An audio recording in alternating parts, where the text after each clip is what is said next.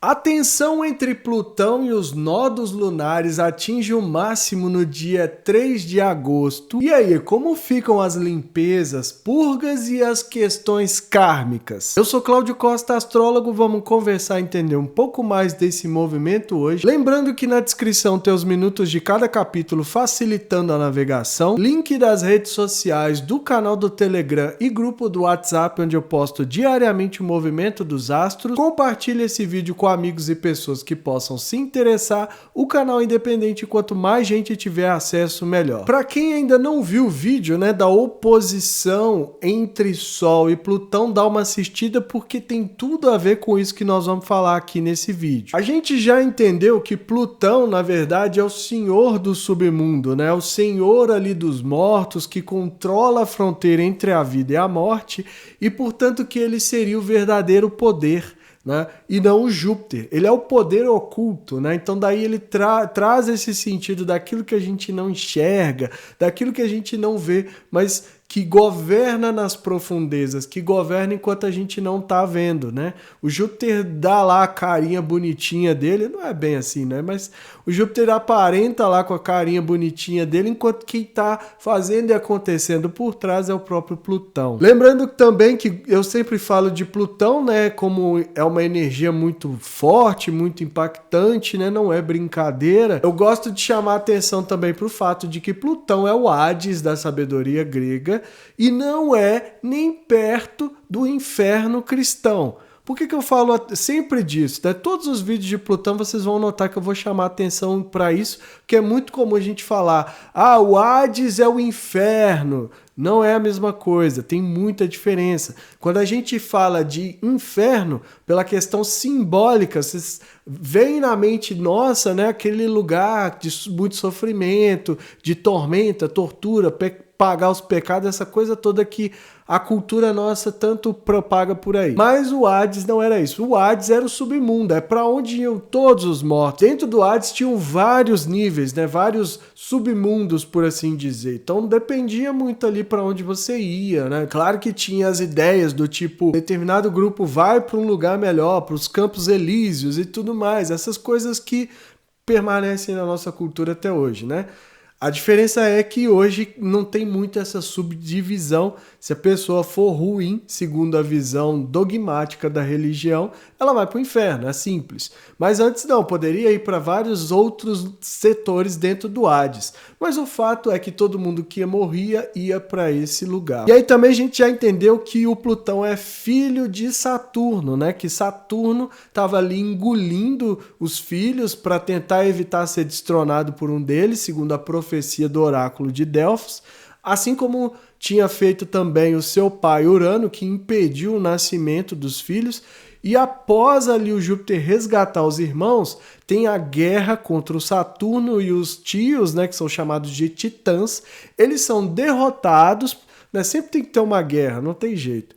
Eles são derrotados e após a derrota, Júpiter, Plutão e Netuno passam a reinar no mundo enquanto os titãs são banidos para o Tártaro. Então esse é o resumo da história, A gente precisa lembrar também que um dos efeitos do Plutão é a destruição, é expor aquilo que está sendo ocultado, aquilo que está sendo cozinhado ali, nos bastidores. Ele traz isso à tona, ele revela a partir do movimento de destruição. Então a gente é doloroso, como eu sempre falo, eu nunca vou cansar de lembrar isso, porque quando às vezes fala assim, dá uma certa ideia de romance, então ele tá vindo fazer algo bom pra gente. Não necessariamente, porque ele faz independente do que está acontecendo. Ele faz, O efeito se manifesta independente daquilo que está acontecendo e muitas vezes causa, assim, muita dor, muito sofrimento, porque a gente não quer, a gente se apega, lida com questões de tabus, como a própria fronteira da morte, então a gente fica nessa consciência que ainda pode ser desenvolvida e não aprofunda, não aproveita como deveria ser. E é por isso que causa dor. E o trânsito de Plutão, ele vira a gente do avesso. É bom sempre lembrar, muito por conta dessa questão dos apegos. E a energia entre Plutão e os nodos, ela tá desde abril, né? Então ela vem se intensificando, vai chegar ao grau máximo agora, né? Depois que os nodos também mudaram de signos, permanece até o início de outubro, que é quando os nodos já vão ter se afastado o suficiente para encerrar ali o aspecto, né? O Plutão é um planeta muito lento, que está retrógrado, mas a partir de outubro a gente tem finalmente a libertação dessa energia.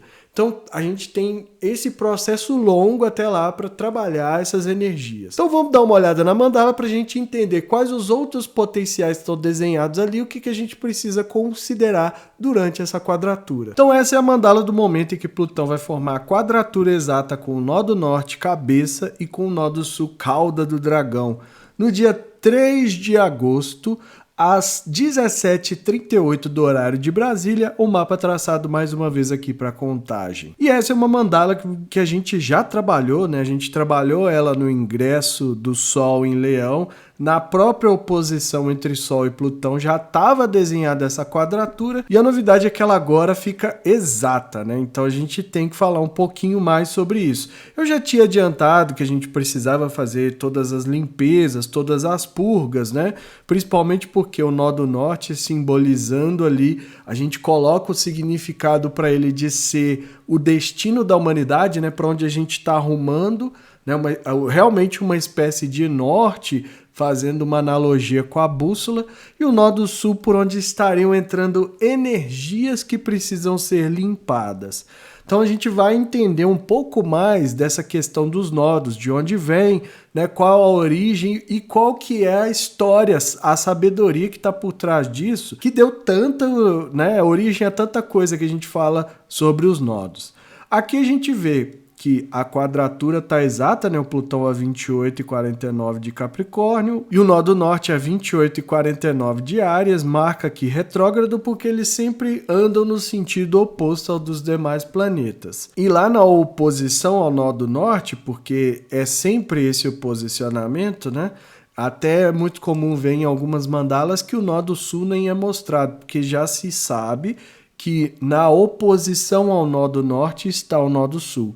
Mas aqui eu gosto de colocar só para ficar mais didático. E a 28 graus e 49 do signo de Libra, fazendo também a quadratura e a oposição. Então a gente tem aqui a quadratura T, né, entre Plutão e os nodos. O que a gente precisa considerar? A gente já falou bastante de Plutão, a gente já entendeu, né, tudo que ele está trazendo, principalmente nessa passagem final aí pelos graus de Capricórnio, antes de ingressar definitivamente em Aquário em 2024, e agora pede que com a possibilidade da gente fazer essas limpezas. Essa energia dura por mais tempo, né? Porque o Plutão vai recuperar o movimento direto, e vocês já devem ter percebido que à medida que os nodos vão caminhando, eles vão meio que seguindo aqui com o Plutão. Então, isso vai permanecer por um certo tempo, a gente ainda vai falar mais dessas energias. Porém, agora o que a gente tem? A possibilidade de fazer essas limpezas, principalmente, como eu gosto de simplificar, saindo um pouco daquela visão mais ampla do karma, aqui a entrada da energia, né, que precisa ser purificada, e aqui a saída dessa energia após a purificação. Então, no caso, a gente está falando do Plutão aqui como um agente de transformação do que normalmente entra e sai por esses pontos, né? Esses pontos que não são planetas, mas são uma espécie de sombra aqui, né? Um cálculo da interseção entre a luz e o Sol. Então, só existe esses pontos do nó do norte e nó do sul porque tem Sol e Lua, senão não teria aí, né, sentido nenhum, até porque eles marcam o eclipse, como a gente vai ver daqui a pouco. E além disso, essa energia que está entrando aqui vai entrar com a energia do signo de Libra. Então, a gente precisa considerar, né, os relacionamentos, as parcerias. O Libra representa os relacionamentos formais também, então casamentos, né, tudo aquilo que foi selado, um acordo entre partes, tem a ver com essa ressonância de Libra. Libra também está muito atrelado à questão a questões legais, a processos jurídicos, a diplomacia, a harmonia.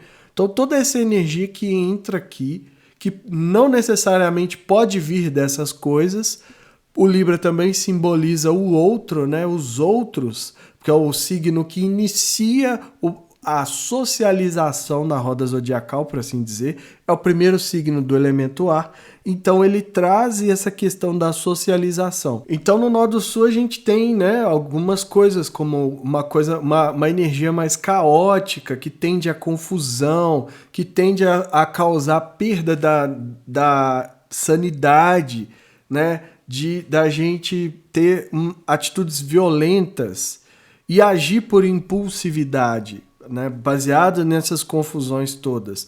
Então essas energias é que vão entrar. E onde que elas podem se manifestar é no arquétipo aqui do signo de Libra, no social e nesses outros temas que eu já falei.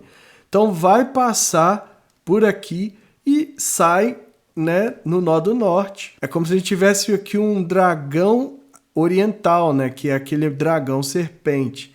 Então esse ponto estaria conectado a esse. Depois vocês vão entender por quê. Então aqui é a saída, né? E para que haja a saída, a gente precisa ter a coragem, a ousadia, o pioneirismo de fazer essas limpezas.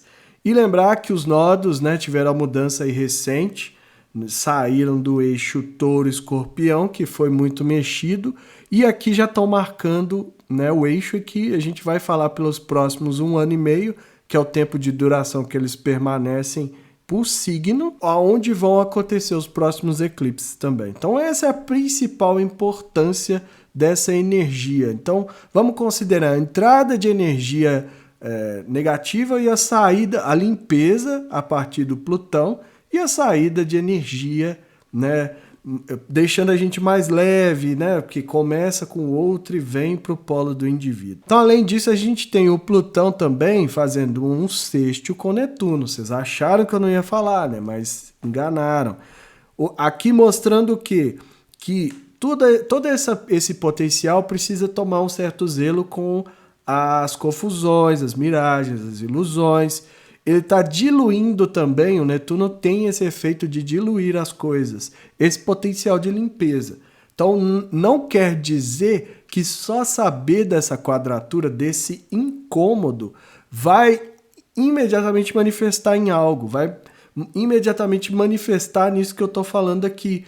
Até o contrário, se a gente não tomar atitudes, como eu falei lá no Sol oposto Plutão, para fazer essas limpezas, para tirar essa energia, a tendência é que isso aqui entre no sistema de cada um de nós, e claro que vai depender do mapa natal de cada um para ver as influências aí, aspectos, enfim, tudo isso, mas isso vai entrar e permanece aqui, ó. E aqui, bem no centro da mandala de cada um de vocês, olhem para a mandala de vocês, olhem bem para o centro, e não necessariamente para essas linhas que estão desenhadas aqui, mas no centro da sua mandala é onde você está. Você não é o Sol, não é ascendente, não é a Lua, não é nada disso. Você é o centro da mandala e toda mandala corresponde aos seus potenciais, aos seus talentos, às suas habilidades natas. Então entra pelo Nó do Sul e permanece no centro, que é onde a gente está, e é por isso que a gente precisa ativar, né? Apesar de que a gente vai ter um incômodo para sair da zona de conforto da quadratura, mas a gente precisa tomar atitude para fazer essas limpezas, porque senão a manifestação negativa vai vir para obrigar a gente a fazer isso. E é isso que a gente não quer. Além disso, a gente tem o ascendente caindo a 11 graus de Aquário, então, né, pedindo que a gente tenha uma certa excentricidade, mas um olhar também para o coletivo, para o bem-estar da humanidade, né, para quando a gente fala de uma visão maior, mas também dos coletivos, dos grupos da qual a gente faz parte. Também de ser um pouco transgressor aqui, né? Então não podemos, mas espera aí, não é também sair revoltadinha pelo mundo e fazendo acontecendo, não. É que a gente precisa transgredir exatamente essa energia negativa que está entrando para que ela não fique. Então nessa visão da mandala a gente precisa interpretar dessa forma, porque ali também mexendo, né, mais uma vez com o futuro, porque é o signo de Aquário e toda vez que ele aparece enquanto a gente está em fase de transição, indica que é uma energia importante que precisa ser considerada, incorporada para que haja, né, a pavimentação desse caminho. O que a gente está fazendo aqui numa visão mais macro, porque a gente está lidando com coisas que transcendem o individual, é falar que a energia que cada um de nós está recebendo é necessário que ela seja limpada, que ela seja purgada, que ela seja transmutada para que saia lá na frente mais leve, né, como se fosse aí uma filtragem, né, e a gente precisa tomar um certo zelo com isso, porque o que fica, né, quando a gente olha o filtro, o que fica, a impureza fica no filtro. Então a gente tem que pegar essa impureza e jogar fora para que não haja essa concentração no filtro, que somos nós.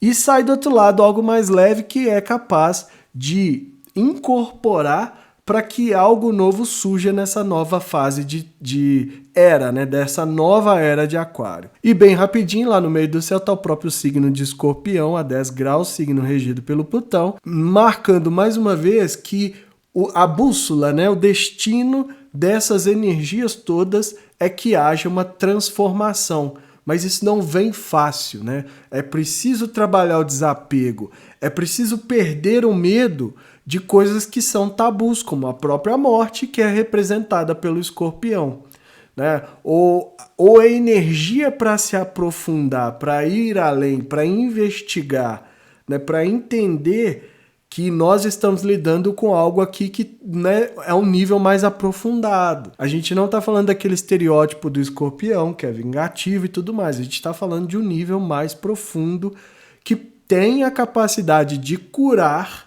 Então, mais uma vez, né, se a gente já estava marcado ali pelo Aquário para essa transformação toda necessária para o processo de pavimentação da própria era de Aquário, agora a gente tem o potencial de cura, de transmutar, né, a partir dos desafios, das crises, porque não é fácil com Plutão, tudo é muito intenso, né, carrega de muita dor, não é brincadeira falar de Plutão, com a possibilidade da gente ressurgir das cinzas dessa energia toda, desse fluxo todo que a gente está recebendo a partir dos nodos. Então isso tudo que eu vejo nessa mandala, né, vamos observar, vamos usar favoravelmente e fazer principalmente essas limpezas internas para que o nosso filtro não esteja aí com muitos resíduos. Então vocês viram lá, né? Não adianta só a gente considerar a energia da quadratura, porque primeiro isso estava no mapa do ingresso do Sol, já estou repetindo isso várias vezes,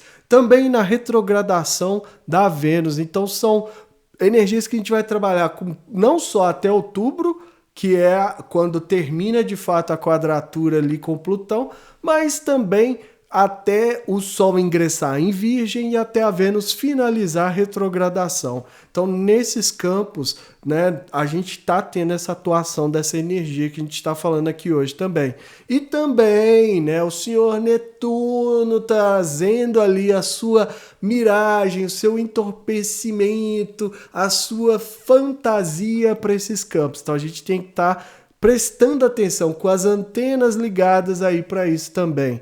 Né? E não adianta nem reclamar. Mas você só fala disso, de Netuno, Saturno. Mas é porque é necessário a gente entender. Vamos lembrar, né, que dentro da visão que a gente trabalha aqui no Astro Libertação, um dos pilares fundamentais é que a gente estaria fazendo a transição de eras, né? Isso é muito marcado, vai ser muito marcado por todos os movimentos, 2025, 2026, e a gente está até 2052 num ciclo de regência de Saturno. Então, quanto mais a gente aprender sobre isso, melhor. Mas vem cá, e essa história dos nodos, né? De onde vem isso? Porque a gente sempre ouve falar: mas é uma coisa kármica de outras vidas que ficou devendo lá no passado. Eu, inclusive, já comentei algumas vezes, vocês já se manifestaram muito a favor da ideia do karma. Enfim, aí é uma questão pessoal, né? Cada um é livre para entender e acreditar da maneira que quer, mas vamos tentar jogar um pouco mais de luz, ver de onde vem essa ideia dos nodos e por que eles são tão carregados dessas questões kármicas. E aqui já vou falando, eu não trabalho com astrologia kármica, mas isso não quer dizer que eu não possa entender também esses pontos de acordo com a visão astrológica que eu trabalho. Respeito quem faz, né? Sei que tem validade, eu acredito que deva ser útil para quem faz bem feito, mas eu não consigo ver toda essa importância, todo esse peso que é dado. Como eu falei, lá na mandala eu sempre prefiro simplificar a visão, que fica mais fácil até da gente trabalhar. Entrada e saída de energia, e no meio a gente faz uma limpeza, faz um filtro, faz uma purga, simbolizada agora pelo Plutão. Então, eu trabalho nesse sentido. E também com essa visão de que o nó do norte seria algo que pode estar impactando um dos muitos pontos que pode estar impactando no futuro da humanidade. Uma coisa que a gente precisa entender sobre os nodos é que eles não são planetas, diferente dos outros que a gente fala aqui, mas eles são uma espécie de cálculo da interseção entre o Sol e a Lua. Ou seja, né? Tudo depende do Sol e da Lua, eles têm esse referencial e são muito importantes para a gente ver os eclipses, por onde os eclipses vão passar, o que vai acontecer. Vocês vão entender logo com a história, né, com o que tem ali por trás dessa ideia dos nodos. Tá, mas aí a gente fala assim, não é um planeta, e só pensar, então há um cálculo da interseção do Sol e da Lua, só isso é suficiente para a gente trazer toda essa importância que é dada para os nodos? Né? Como eu falei, essa questão kármica, de vidas passadas, de purga, de não sei o que, paga aqui, deve ali, né? Pendência de outra vida, uma complexidade que, vão me desculpar, mas acaba dificultando o entendimento mais do que ajudando. E vocês já me viram falar que o nó do norte é a cabeça e o nó do sul é a cauda do dragão, né? O dragão, isso era algo que se trabalhava com a astrologia lá na Idade Média. Então a gente tem que lembrar que era uma outra época, repleta de preconceitos, né? Principalmente do dogmatismo religioso católico, que pesou muito sobre a época. Isso marca muito todos os saberes, não só a astrologia. Então, quando se fala do dragão ali, a gente imediatamente vem com aquele dragão de asas, né, que cospe fogo. Mas aqui a gente estaria falando do dragão asiático, dragão serpente. Pode ser até daí que vem essa ideia dessas energias mais difíceis, né? Porque a serpente, de acordo com a visão dogmática da religião vigente, né, do cristianismo, a serpente não é vista com bons olhos. Traz essa ideia, então, de que os nodos representariam algo negativo, como a própria serpente, né? Então, a gente tem a cabeça, nó do norte, e a cauda, nó do sul. Só que a gente precisa voltar um pouco mais. Por quê? Porque a astrologia, a gente costuma pensar ela baseada na localidade. Então, aqui a gente fala muito da astrologia pegando dos nomes romanos, né, trago aqui as histórias da sabedoria grega, mas isso eurocentra demais a astrologia. E a gente tem a astrologia praticada muito na Índia. Ela é uma tradição viva até hoje. Muita coisa daquilo que a gente aprendeu veio dos caldeus, dos persas. Então pega daqui, pega dali, né? Causa uma mistura, faz uma separação para falar que eu inventei. Então tem que ter tudo de acordo com a visão grega, tem que ser gregocentrada para poder ser válida, para poder ser praticada, para que as pessoas enxerguem ali o potencial. Só que quando a gente fala de astrologia, ela é milenar. Ela antecede até mesmo a cultura grega. Então a gente volta no Egito Antigo. A fonte de onde eu bebo muito desses conhecimentos de sabedorias milenares é sempre o Egito. Mas ali também há uma disputa de que pode não ter sido baseado necessariamente ali, de algo que veio antes. Quando a gente tenta estudar a história da astrologia, a gente esbarra nos caldeus que talvez seriam antes dos egípcios. E também que muita coisa teria sido desenvolvida pelos persas, pelos árabes, antes mesmo de chegar no Egito. Então a gente está falando de um conhecimento que praticamente todo mundo pôs a mão. A gente relega para falar que nós somos os bons aqui do Ocidente, então tudo tem que ser de acordo com essa visão europeia, e a gente abre mão de muita coisa. Nesse sentido, onde que eu quero chegar? Eu quero chegar na sabedoria hindu sobre a astrologia. Como eu falei, é uma sabedoria, uma prática viva até hoje, não sofreu essa perseguição que na Idade Média a astrologia lá na Europa sofreu, e a gente chega no que é muito o que pelo menos para mim, nos meus estudos, faz muito sentido, que é a sabedoria hindu sobre Rahu e Ketu, que seria o nó do norte, Rahu, e o nó do sul, Ketu. Então vamos entender qual que é a mensagem, qual é a história que está por trás disso. Pela sabedoria hindu, Rahu e Ketu são considerados planetas, mas eles não representam planetas físicos, é o que eles chamam de planetas sombras, né? Então eles sim são vistos como planetas, diferente dos nodos lunares, né, que são interseções de um cálculo, mas seriam os planetas ali que estão em interação com a luz da Lua e do Sol.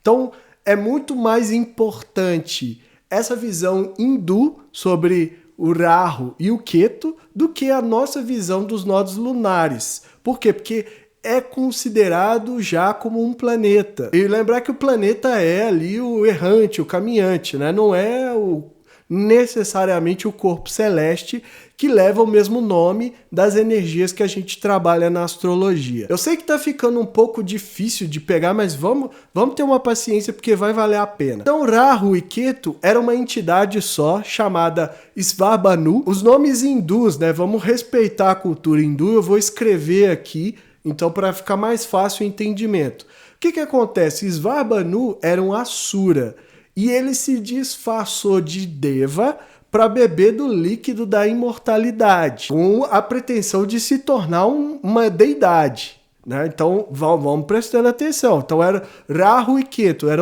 são dois pontos, né? Que antes era uma entidade só chamada Svabhanu. Só que o que acontece? No meio da celebração onde era distribuído o líquido da imortalidade para os devas, Surya, que é o Sol, e Chandra, que é a Lua, tem, por conta da sua luminosidade celeste, a capacidade de enxergar essa entidade, o Asura, que estava ali disfarçado, e percebe que ele estava tentando enganar, né? Na tentativa ali de se tomar o líquido da imortalidade e se tornar um Deva. O que eles fazem? Eles contam para Mohini, que seria a versão feminina de Vishnu. E o que Mohini faz? Antes que eles sejam bem-sucedidos, né, tomando ali o líquido e se tornando imortal, portanto ascendendo a condição de Deva, ele corta, ele decapita o Svabhanu. Dali surge a cabeça, Rahu, e a cauda, Ketu. A partir dali é que surgem esses dois planetas. E como Surya e Chandra, que foram os grandes delatores ali, que acabaram, né,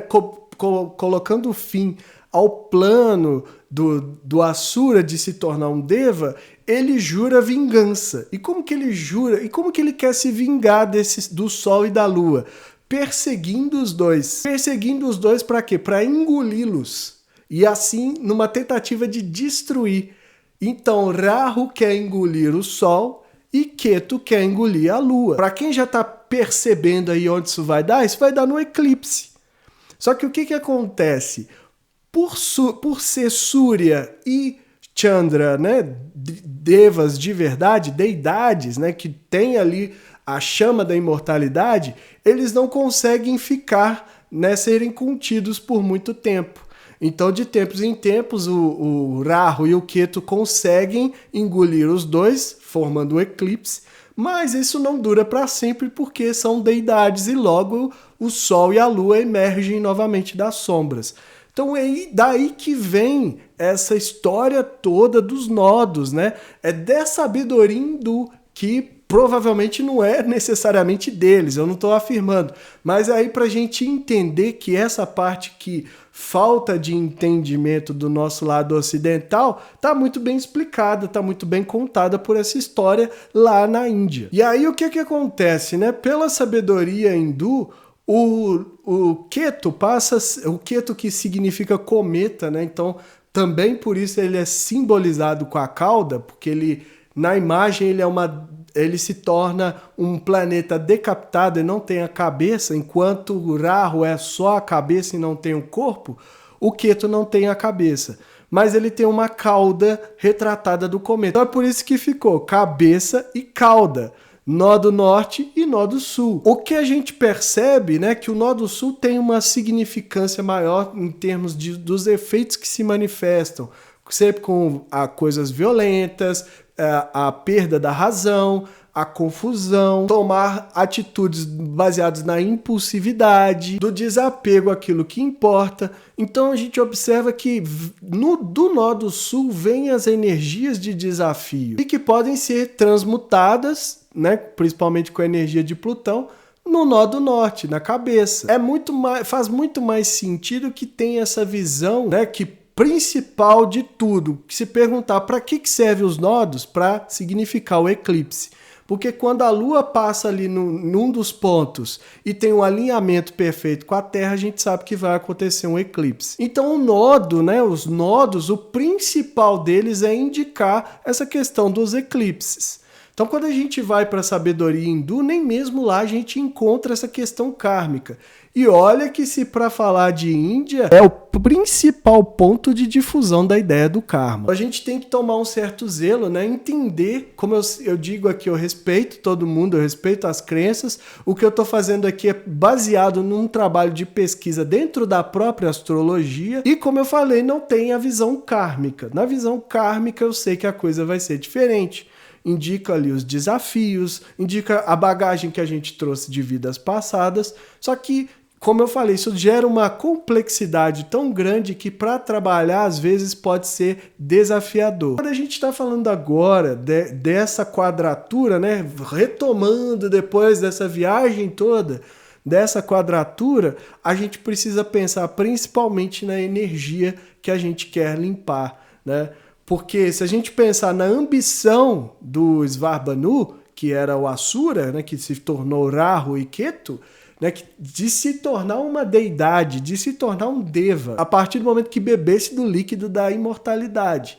Então, essa é a sua sabedoria, né? A gente está almejando algo tão grande que a gente não dá conta de absorver, ou a gente ainda não está tão preparado para absorver. Essa ambição cega a gente a tal ponto que a gente tenta enganar até as energias que são divinas, que são as deidades dentro da sabedoria hindu. Então a gente precisa olhar com outros olhos e, como eu falei, fazer esse resgate. Eu não sei se vocês gostam quando eu faço isso, mas é uma das propostas aqui do canal, é tentar esticar a corda ao máximo para a gente ver até onde vai, porque aqui a gente não se prende aos dogmatismos, nem a uma única visão. Eu sei que tem muito astrólogo que não gosta de fazer isso, que não gosta de beber em outras fontes, exatamente por achar que confunde demais. Mas eu vejo até de outra forma, a gente precisa sim olhar para todos esses saberes que foram considerados como errados, como o diabo na Terra, para poder entender toda a complexidade do nosso mundo e por que a gente está